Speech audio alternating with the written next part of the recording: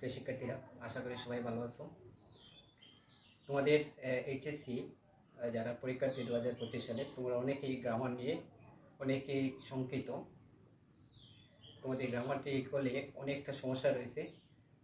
আমি চেষ্টা করব পরীক্ষার পূর্ব মুহূর্ত পর্যন্ত তোমাদের এইচএসসি, আইসিটি এবং গ্রামারের যে টপিকসগুলোতে তোমাদের সমস্যা রয়েছে সেই টপিকসগুলো খুব সহজে সমাধান করে দেওয়ার। আর এজন্য তোমাদেরকে অবশ্যই আমার ইউটিউব চ্যানেলটি সাবস্ক্রাইব করে বেল বাটনটি অন করে রাখবে। তো শিক্ষার্থীরা, আমি আজ যে গুরুত্বপূর্ণ টপিকসটি নিয়ে তোমাদের সামনে আলোচনা করব সেটি হচ্ছে তোমরা কিভাবে special use of word or phrase এই ওয়ার্ডগুলো তোমরা ব্যবহার করবে। এই টপিকসটি তোমাদের ইংরেজি সেকেন্ড পেপারের জন্য অত্যন্ত গুরুত্বপূর্ণ একটি টপিকস, যেটি পরীক্ষায় অবশ্যই আসবে। আর এই টপিকসটি আমি মনে করি অত্যন্ত সহজ। যদি তোমরা আমার এই ভিডিওটি শুধুমাত্র তোমাদের মনোযোগ দিয়ে একবার দেখো, তাহলে আমি প্রত্যাশা করতেই পারি যে আমি যে 10টি গুরুত্বপূর্ণ রুলস নিয়ে আলোচনা করব সেই রুলস থেকে তোমরা আর না হলেও 6 থেকে 7টি প্রশ্নের আনসার অবশ্যই করতে পারবে। তাহলে দেখা যাক আমরা রুলগুলো আলোচনা করি।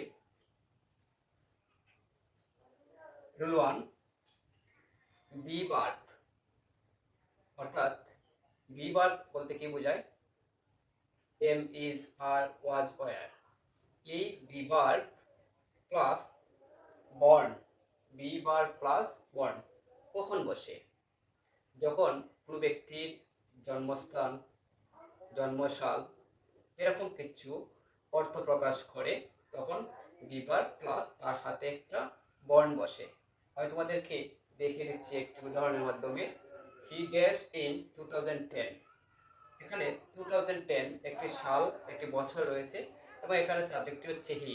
অর্থাৎ এখানে বোঝাই যাচ্ছে যে হি একজন ব্যক্তি, তার জন্ম 2010 সালে। এরকম যদি কোনো সেন্টেন্সে স্ট্রাকচারটা থাকে, কোনো সাল উল্লেখ থাকে, তাহলে তোমরা কি বসাবে? বি প্লাস বি এর সাথে একটা বর্ণ বসাবে।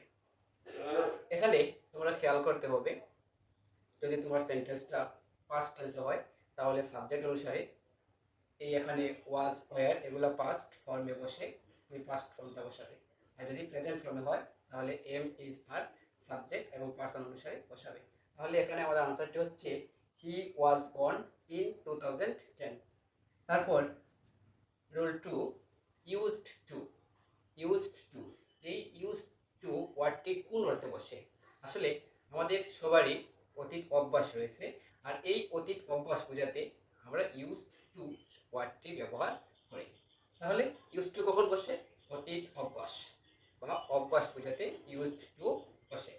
I dash drink water. I dash drink water.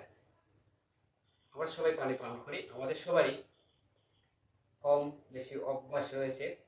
কোনো কোনো ক্ষেত্রে দেখা যাচ্ছে যে পানি আমরা সচরাচর পান করি, কিন্তু টাইম মেনটেন করে স্বাস্থ্যের খেয়াল রেখে আমরা কিন্তু পানিটা সবাই পান করি না। এখানে যারা স্বাস্থ্যের দিকে খেয়াল রেখে নজর দিয়ে পানি পান করে সেটাই হবে তাদের অভ্যাস। যেমন প্রতিদিন সকালে উঠে ঘুম থেকে উঠে কিছু না খেয়ে প্রথমেই পানি পান করা, 1 গ্লাস, 2 গ্লাস, 3 গ্লাস, এটা হচ্ছে তাদের অভ্যাস। এই অভ্যাস অর্থে ইউজড টু বসে। তাহলে এখানে বসবে I use to drink water. তারপর হচ্ছে রুল 3, হ্যাভ টু বা হ্যাজ টু। এই হ্যাভ টু বা হ্যাজ টু কখন বসে? যখন বাধ্যবাধকতা বা প্রয়োজনীয়তা বোঝায় যে তোমাকে এটা করতেই হবে, তোমার এটা প্রয়োজন, এই অর্থে হ্যাভ টু বা হ্যাজ টু বসে। যেমন I dash pass in the exam. I dash pass in the exam. I dash pass, আমাকে পাস করা লাগবে। এখানে পাস করা, কৃতকার্য হওয়া, এটা তোমার লাগবেই, এটা তোমার প্রয়োজন। তাহলে এখানে কি বসবে? I have to pass in the exam. তারপর হচ্ছে rule 4, let alone. Let alone কখন বসে? আমি সহজে বলে দিচ্ছি। যখন দুটি সেন্টেন্স থাকবে, একটি সেন্টেন্সের যে খাসটা থাকবে ওই খাসটার চেয়ে দ্বিতীয় সেন্টেন্সের খাসটা আরও একটু জটিল থাকবে। অর্থাৎ প্রথমটির চেয়ে দ্বিতীয়টি যখন জটিল থাকবে, কষ্টসাধ্য থাকবে, তখন লেট অ্যালোন বসবে। He can not buy a phone. He can not buy a phone. সে একটা ফোন ক্রয় করতে পারে না। সে একটি ফোন ক্রয় করতে পারে না। Dash a desktop. তাহলে দেখা যাচ্ছে এই ফোনের চেয়ে ডেস্কটপের মূল্যটা আরো বেশি। যেহেতু সে ফোন কিনতে পারে না, তার সাধ্য কম, তাহলে সে কিভাবে ডেস্কটপ ক্রয় করবে? তাহলে এখানে বসবে let alone.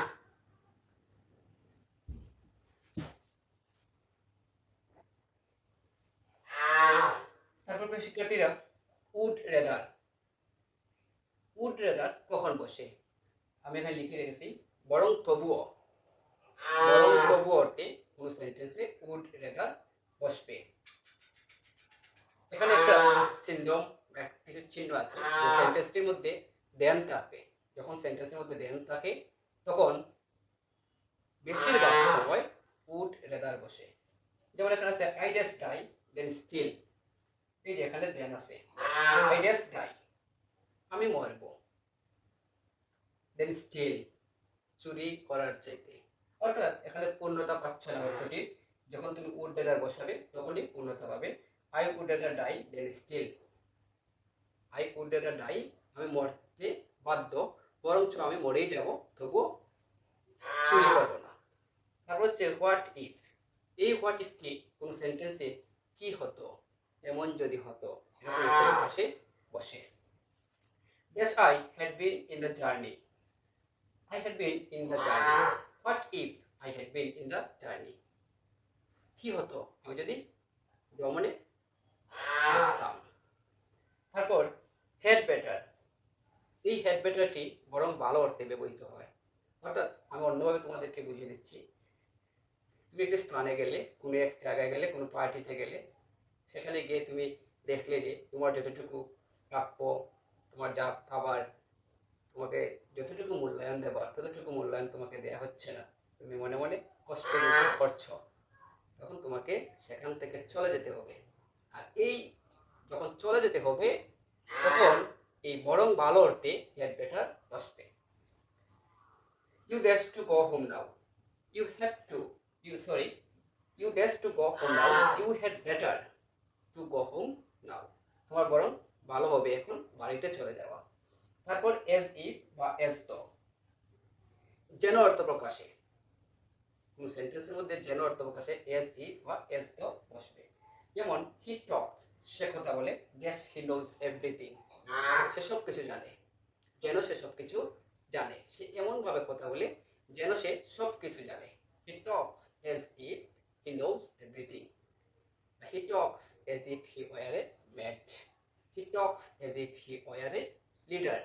He talks as if he were a prime minister. তারপর রুল 9, এখানে আমাদের ব্যবহারটি হচ্ছে as soon as। as soon as লিখি নাই, মিস্টেক হয়েছে। as soon as, এই as soon as টা কখন বসে? যখন একটি কাজ শেষ হওয়ার সাথে সাথে আরেকটি কাজ শুরু হয়। আবার বলছি, যখন একটি কাজ শেষ হওয়ার সাথে সাথে আরো একটি কাজ শুরু হয় তখনই as soon as বসে। যেমন dash he saw me, he called me। এখানে হি saw me, সে আমাকে দেখলো, দেখার পরে কি করলো, আমাকে কল দিয়ে দিল। তাহলে প্রথমে সে দেখছে একটা কাজ হয়েছে, আর এই কাজটা হবার পরই সে আমাকে ফোন দিয়ে দিছে। তাহলে বুঝতেই পারলাম যখন কোন সেন্টেন্সের মধ্যে দুটি ক্লোজ থাকে আর এই ক্লোজটার প্রথম সেন্টেন্সটিতে একটি কাজ থাকে, ওই কাজটি শেষ হওয়ার সাথে সাথেই আরেকটি কাজ শুরু হয়, তখন as soon as বসে। তারপর রুল 10, আনলেস। এই আনলেস যদি না অর্থে কোন সেন্টেন্সের মধ্যে আনলেস বসবে। আবার বলছি, যদি না অর্থে কোন সেন্টেন্সে আনলেস বসবে।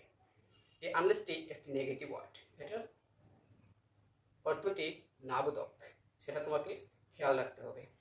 আমি লিখেছি ওয়াক ফাস্ট, দ্রুত হাঁটো। ওয়াক ফাস্ট, দ্রুত হাঁটো। Dash you should miss the train unless you should miss the train. অর্থাৎ দ্রুত হাঁটো, নতুবা তুমি ট্রেন মিস করবে। এখানে আছে ক্লাস, তুমি ক্লাসটা মিস করবে। তো শিক্ষার্থীরা, এই হচ্ছে special use of word or phrase এর মোস্ট ইম্পর্টেন্ট 10 রুলস। এই 10টি রুলস যদি তোমরা ভালোভাবে বুঝতে পারো, আয়ত্ত করে নিতে পারো, তাহলে আমি আশা করবো তোমরা স্পেশাল পেজে 10-এর মধ্যে কমপক্ষে 6-7 হবে। ধন্যবাদ সবাইকে, দেখা হবে অন্য ভিডিওতে। আবারও বলছি, তোমাদের গুরুত্বপূর্ণ পরীক্ষায় আসার মতো যে গুরুত্বপূর্ণ টপিকসগুলো রয়েছে সেগুলোর খুব সহজ সমাধান পেতে আমার ইউটিউব চ্যানেলটি সাবস্ক্রাইব করে বেল বাটনটি অন করে রাখবে। ধন্যবাদ সবাইকে।